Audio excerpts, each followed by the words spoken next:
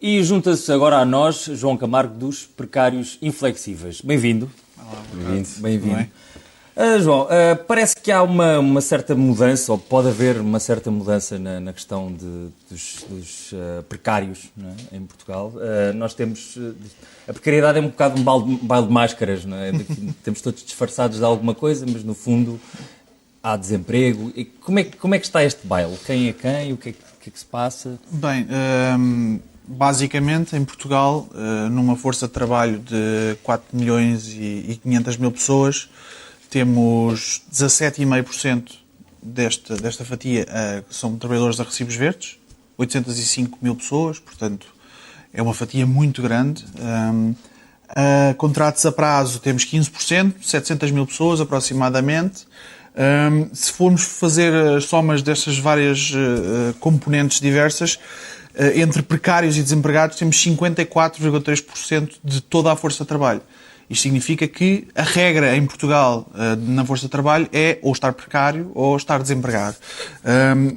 O que acaba por constituir uma nova realidade. Isto é assim desde do primeiro trimestre de 2012, quando passou-se pela primeira vez os 50%. Desde então já até foi mais do que é agora, mas continua sempre constante acima dos 50%.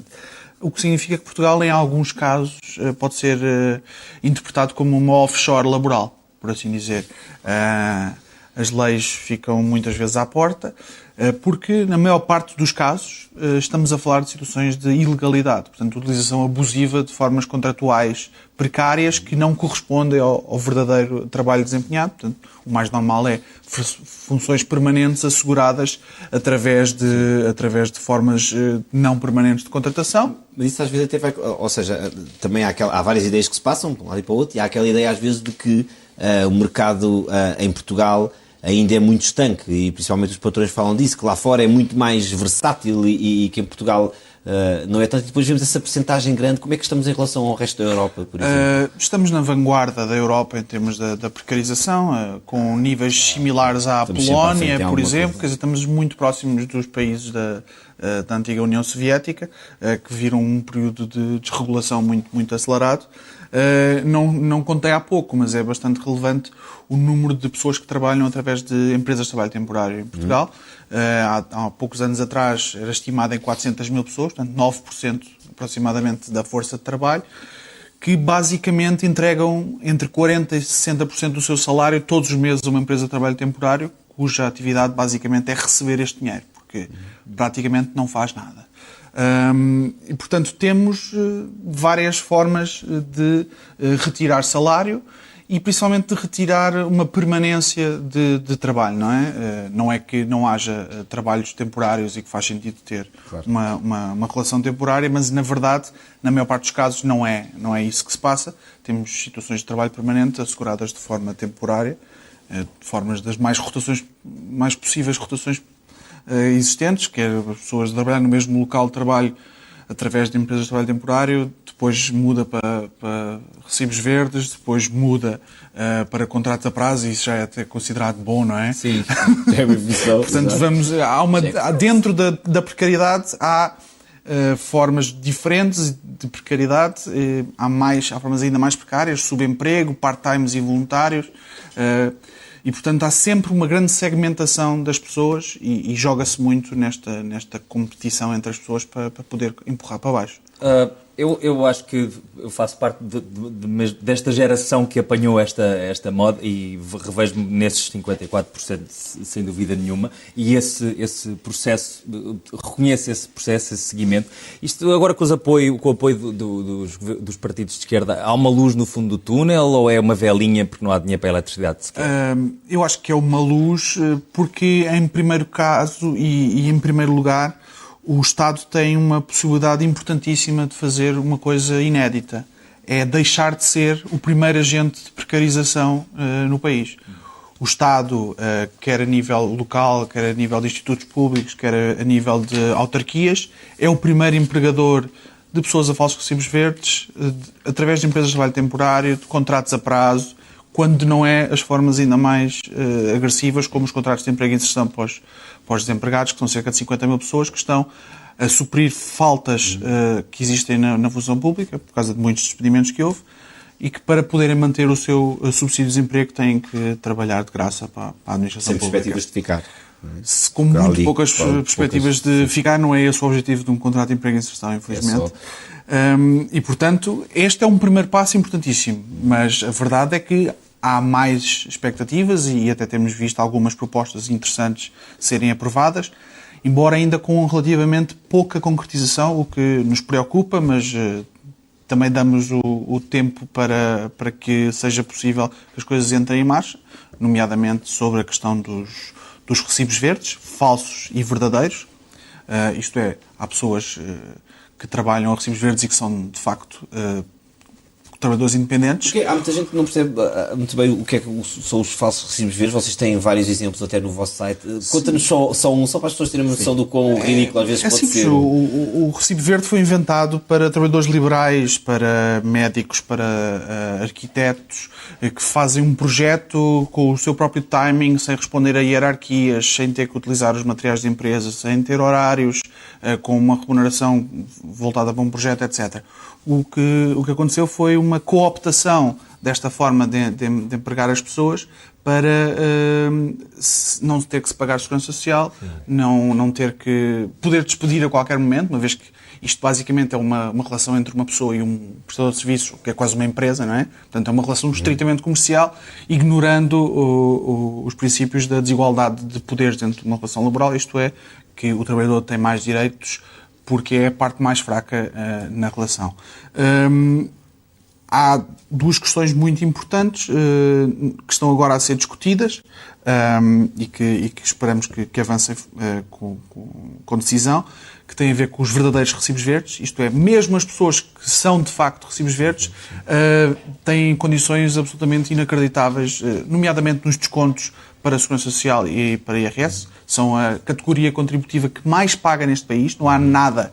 Não há grandes fortunas, não há transações financeiras, nada. Quem paga mais são mesmo os recibos verdes, que deixam metade do valor que oferem entre IRS e Segurança Social em impostos.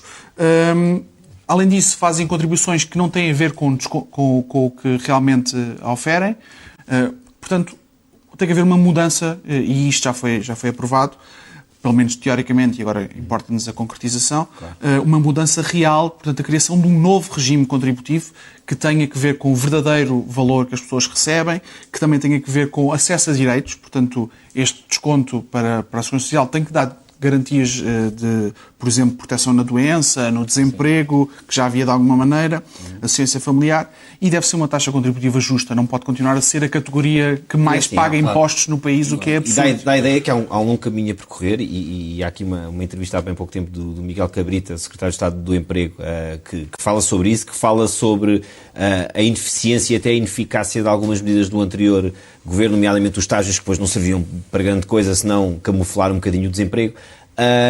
Mas parece aqui que, de alguma forma, também não dá aquela ideia de atacar fortemente o problema e até fala, por exemplo, nas diferenças entre Ucrânia e Portugal 2020, em que houve uma redução para aí de 30 e tal, 40% no dinheiro.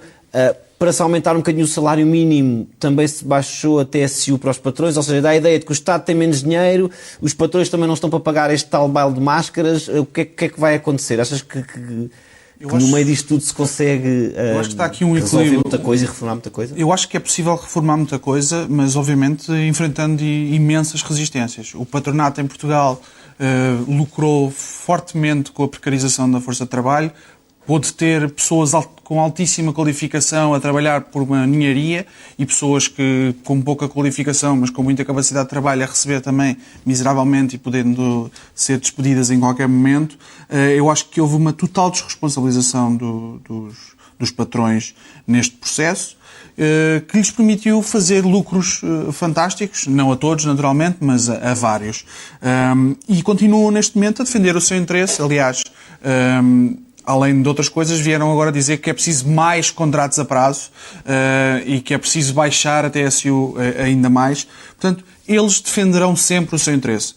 Do outro lado, temos pela primeira vez a possibilidade de um governo que, de alguma forma, se comprometeu com os trabalhadores precários em tomar medidas que impactem de fundo sobre a vida destas pessoas, que lhes permitam ter maior rendimento, maior segurança e que permitam até fixar estas pessoas em Portugal, porque sabemos o que é que foram os últimos anos e como as pessoas foram embora, basicamente pelos motivos mais simples, que é não tenho dinheiro para ter uma vida, não tenho dinheiro para ter uma família, não tenho dinheiro para ter uma casa, etc. Depois, além disso, os serviços públicos estão cada vez piores, portanto, cortes na segurança social, cortes na saúde, cortes nos transportes, portanto, a vida é cada vez mais difícil. E, naturalmente, as pessoas viram-se para alternativas, mesmo que sejam deixar o país, e muitas pessoas, infelizmente, assim o fizeram. Nós agora estamos numa altura em que direitos humanos estão a desaparecer, não é? Devagarinho na Europa, porque a Europa de repente está-se a começar a fechar e vai-se começar a fechar por dentro também. Isto é um bocado, agora é que é remar contra a corrente, ainda mais, não é? Sim. Porque a corrente está mais forte no sentido oposto. E somos um salmão.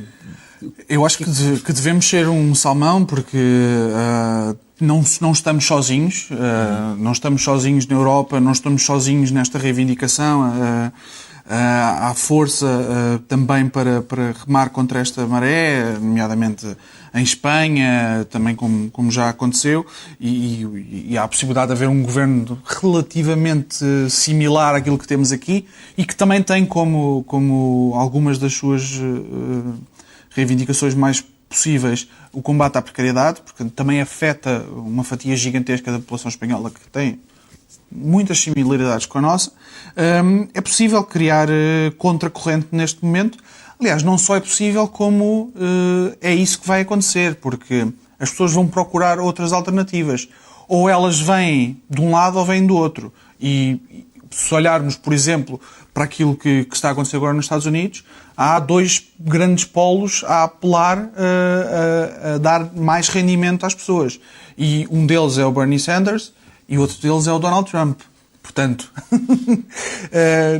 haverá sempre... Isto é um grande rio, não é? E o rio encontra obstáculos. E ele acabará por desaguar de algum lado.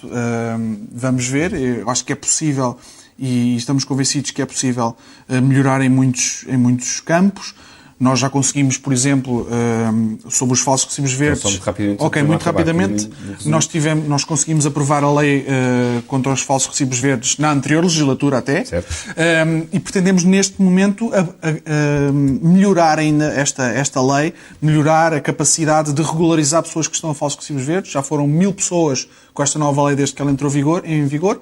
Mas sabemos, num universo de 800 mil, que a maior parte das quais nós estimamos sejam falsos recibos verdes, haja muita gente que possa beneficiar de uma coisa muito simples, que é uma regularização de uma coisa que neste momento é ilegal, na maior parte dos casos. Portanto, em alguns casos dizemos cumprir a lei, o básico. Já ajudava muita gente. João, muito obrigado então por estes esclarecimentos.